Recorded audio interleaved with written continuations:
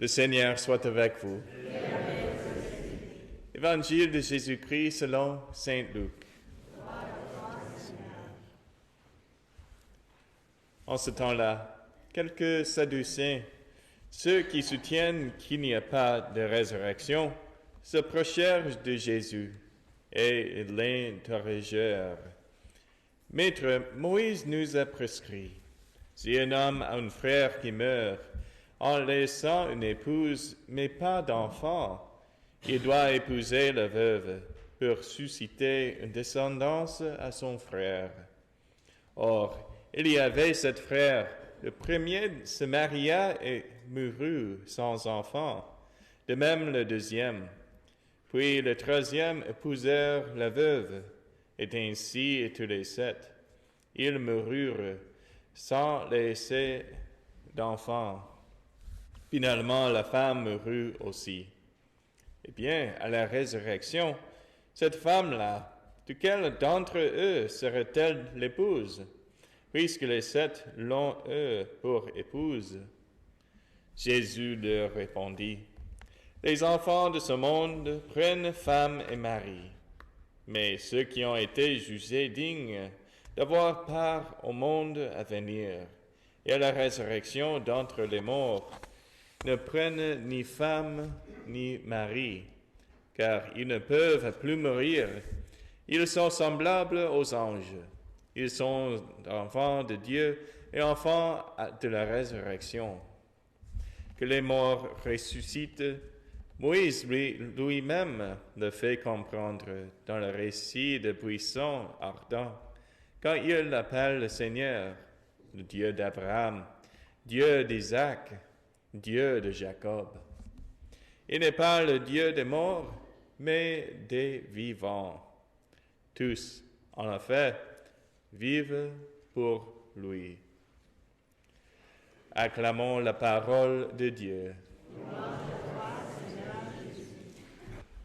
La semaine dernière, dans notre famille de paroisse, nous avons célébré tous les saints et la commémoration de tous les fidèles défunts. La semaine a été bonne, mais sombre, avec des services commémoratifs et beaucoup de gens qui sont passés à l'église pour parler des décès qu'ils ont vécus. Compte tenu de tout cela, il est intéressant que l'Église ait choisi l'Évangile de ce dimanche pour notre réflexion, où Jésus dit que Dieu n'est pas le Dieu des morts, mais des vivants. Cela m'a fait réfléchir. J'ai réalisé que cela avait de profondes implications sur notre façon de vivre en tant que chrétiens, car cette réalité sous-tend quelque chose au cœur de l'enseignement catholique, la communion des saints. Les saints, ceux qui sont morts et nous ont précédés dans la foi, restent connectés à nous par Jésus-Christ. Ils ne sont pas des esprits détachés qui flottent dans un royaume mystique. Ce sont des compagnons du corps de Christ qui restent profondément concernés par le plan de Dieu pour le salut ici sur terre. Ils ont traversé les mêmes luttes que nous et ils se tiennent maintenant devant le trône de Dieu au ciel, nous encourageant dans notre vie et notre mission ici sur terre. Ils sont vivants dans le corps de Christ, tout comme nous. Parce qu'ils sont vivants en Christ, nous pouvons leur demander de prier pour nous et d'intercéder pour nous. Telle est notre compréhension de base de la communion des saints. Par Jésus, nous sommes tous en communion avec les uns avec les autres. Nous pouvons demander aux saints, en tant que nos frères et sœurs du ciel, de nous élever vers notre Dieu et d'intercéder en notre faveur. Et la cure d'aujourd'hui réaffirme cette croyance.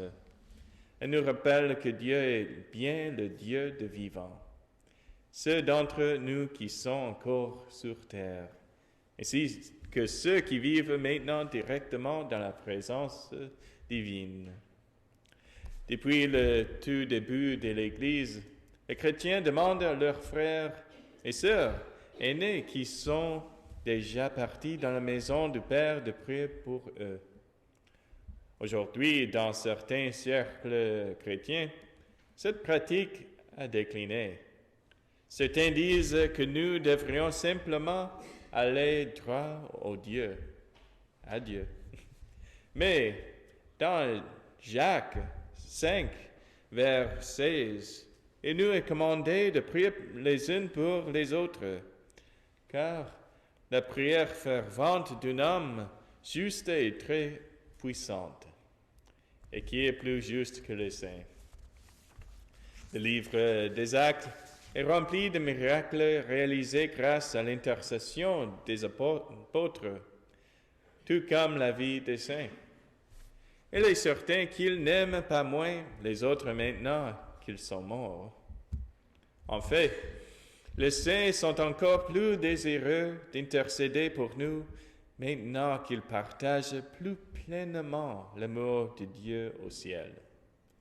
La lecture de l'Évangile nous rappelle que tous les chrétiens baptisés forment une seule famille en Jésus-Christ.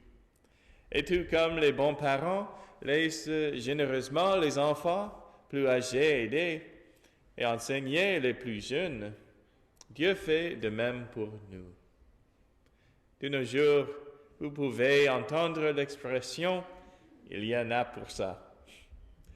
En rapport avec les aides technologiques pour tout ce que vous pouvez imaginer. En tant que catholiques, nous avons quelque chose d'encore mieux.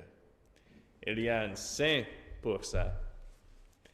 Quelle que soit votre situation, il existe un saint patron vers lequel vous pouvez vous tourner pour lui demander de prier Dieu pour vous. Si vous avez une grossesse à passer à l'école, priez Saint Thomas d'Aquin. Si vous essayez de vendre une maison, priez Saint Joseph. Si vous êtes inquiète de l'état de l'environnement, priez Sainte Catherine de Caquitha. Si vous avez perdu quelque chose, demandez à Saint Antoine de vous aider à la retrouver. Si vous cherchez une blague à partager avec vos amis, priez Saint Laurent, le saint patron des comédiens. Ou demandez simplement Père Patrick pour partager une blague avec vous.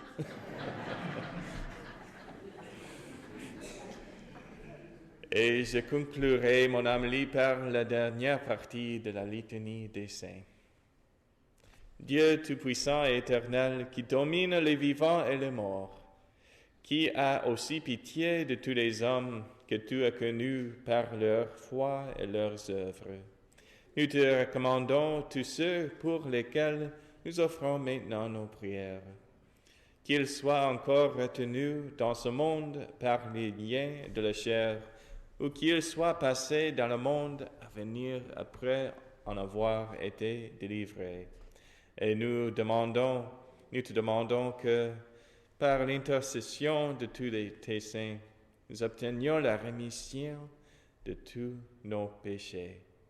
Par Jésus-Christ, ton Fils, notre Seigneur, qui vit et règne avec nous dans l'unité du Saint-Esprit, un seul Dieu pour les siècles des siècles. Amen.